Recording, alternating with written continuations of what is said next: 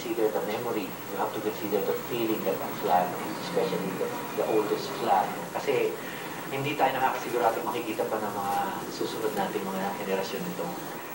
Para di masira, pinapanatili sa 10 degrees Celsius ang temperatura sa museum. Pero tumataas ang temperatura kung maraming tao, kaya halos pa isa-isa lang ang pagpasok, kahit dagsa ang bisita ngayong araw ng kalayaan. Kung dinagsa ang pinakaunang bandila sa Baguio, halos wala namang kabuhay-buhay sa bahay sa Taal, Batangas ni Marcela Agoncillo, na isa sa mga tumulong sa pagtahi ng bandila. Dismayado tuloy ang ilang turistang bumisita doon ngayong araw ng kalayaan. Malaking-malaki yung ambag niya.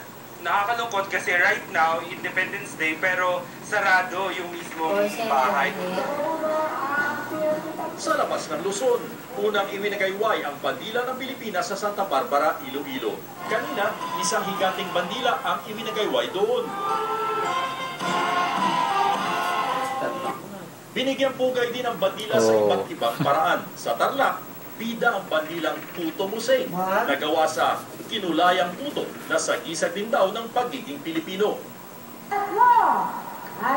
Sa Cagayan din, ang bandilang sa pastel o tinapay na may palamang yema na kilalang delicacy ng lungsod. Stanley Palisada, Patrol.